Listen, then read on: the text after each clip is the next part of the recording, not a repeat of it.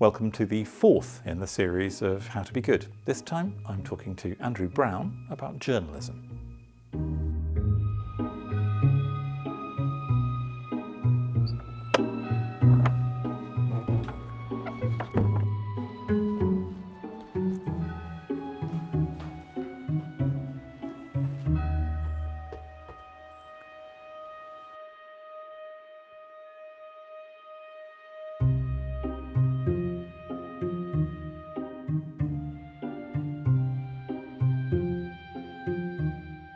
Andrew, what does it mean to you to be good as a journalist?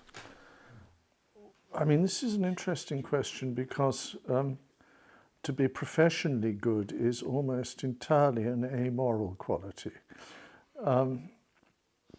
Thus, to be a good journalist, it is possible to behave in ways which would be reprehensible if done by anybody who wasn't a journalist, and quite often reprehensible in ways that even when they are done by professional journalists.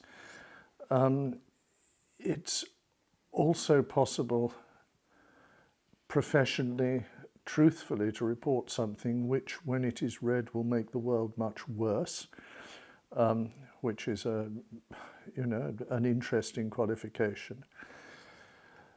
And it's very, very difficult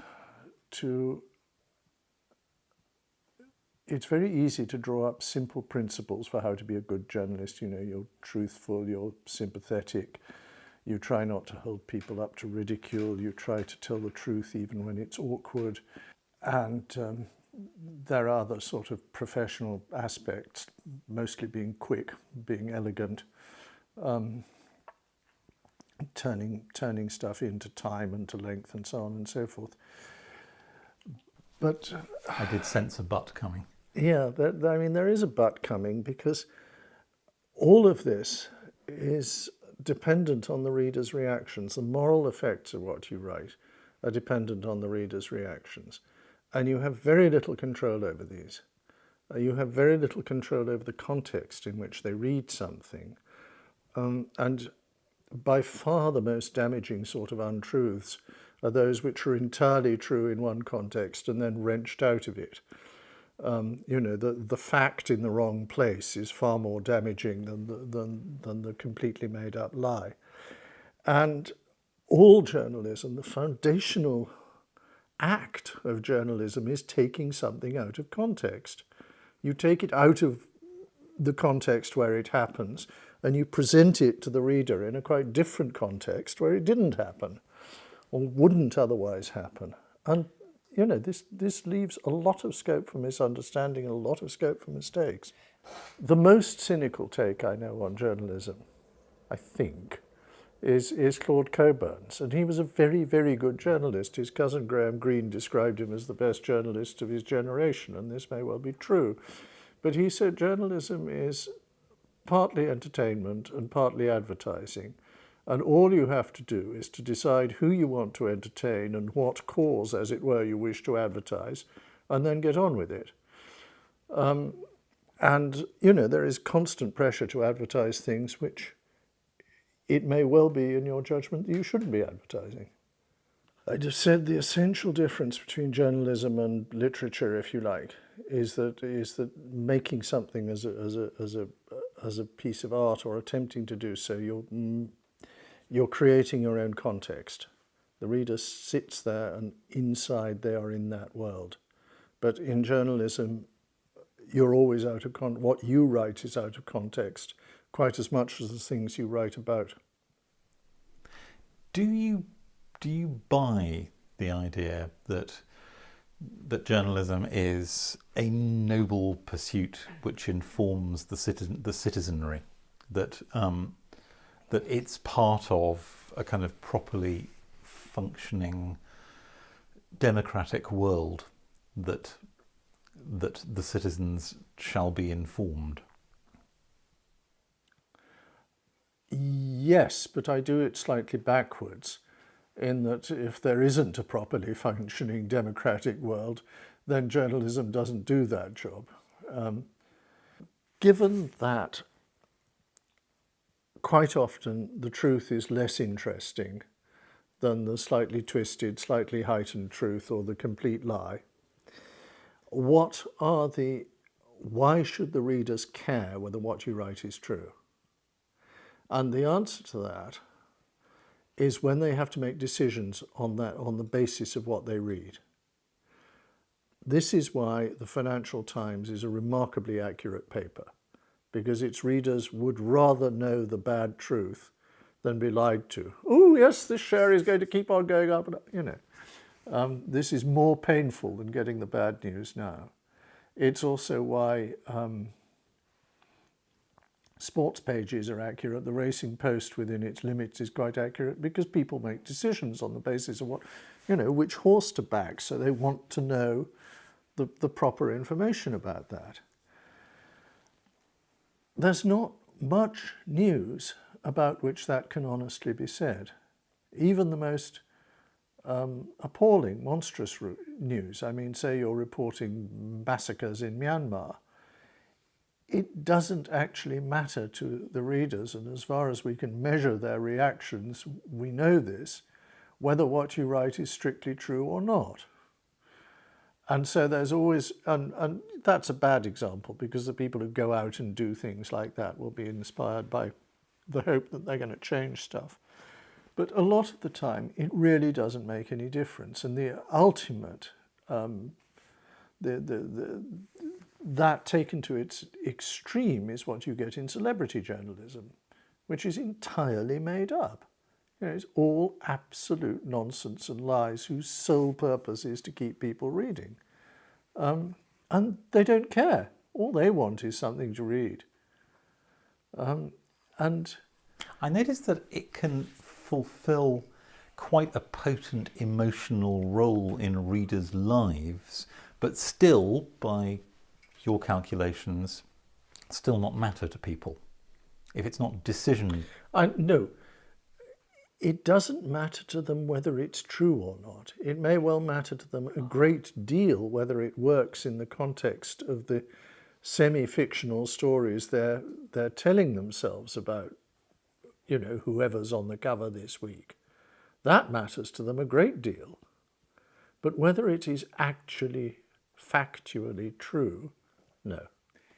You know, the checks and tests that you have for truth are all, they all miss the point, and they have to. They're box ticking, you know, will two people say this? Oh yes, okay, we've got two sources for this. Then we report it, two sources told us this. Why is that box ticking? It's box ticking because both of them might be lying, they might be mistaken. Sometimes you get something that you absolutely know is true, but you can only get one person to tell you. It's a scaffolding around something which is actually of its nature kind of imprecise and vaporish. But the purpose of it's better than nothing. Yeah. But it will often, you know. Yeah, no, I think possibly I'm talking about too much about how to be bad. Go on then, turn it round. What does an ideally virtuous journalist do? He's lucky in the way that I've just... An ideally virtuous journalist. Well, for a start, they deal honestly and carefully with the enormous imbalance of power between you, whose story I am telling, and me, who is getting to tell the story and decide, you know, which aspects of your life are going to be held up for a couple of 100,000 people to enjoy. That's a very difficult, you know, that's an enormous imbalance of power. And Janet Malcolm wrote this famous essay about how all interviews are betrayals, all journalists are traitors. I think she was pessimistic, but she's certainly pointing at something that is very, very real. There is a reason why people shudder away from me when I tell them what I do. What is it? They are afraid that I will have this power and that I will abuse it. And it's not much consolation to say, no, your life is so boring, nobody would ever want to read about it. That's not, no, I agree, that's not terribly comforting. you are in some ways the symbolic representative of secrets being uncovered. Yeah. And since everyone has got secrets. Yes. Yeah. So that's the first thing, you know. The virtuous journalist does not abuse that power and is conscious of it. They're not sentimental. They don't appeal to the reader's sentimentality. They're not, if they can help it, cynical either. They try to understand the context in which people make decisions. Okay, you know, we're not actually writing Lord Jim, but nonetheless, you try to understand what the choices were that led us into this thing. And when you're writing about somebody who did something, again, this is related to what a historian has to do. You have to ask, what else could they have done? It helps a great deal to have done the job that you're writing about. I spent a very unhappy year as a parliamentary sketch writer.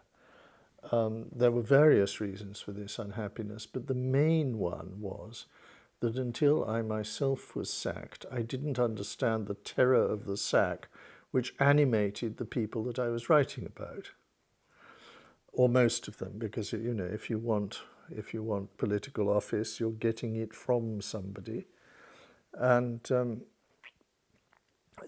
they can take it away.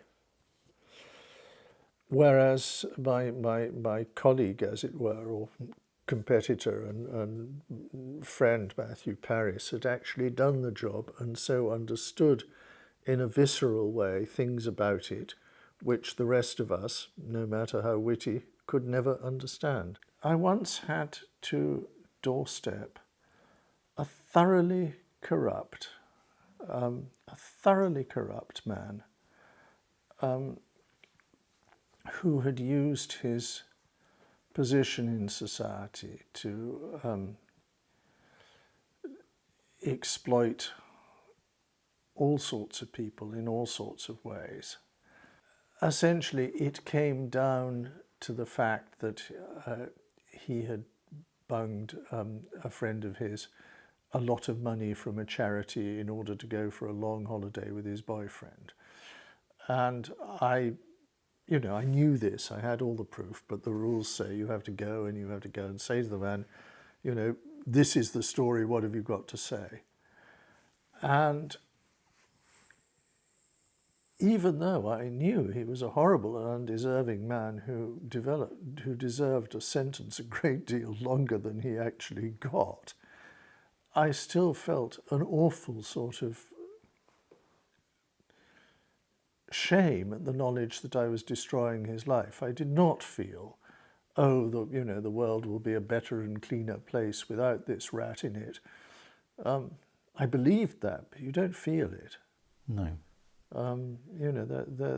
There are moments when the exercise of power is painful. And also there is presumably the knowledge that there is a certain amount of rattiness in all of us, and that... Oh, yes. Well, I look around my colleagues.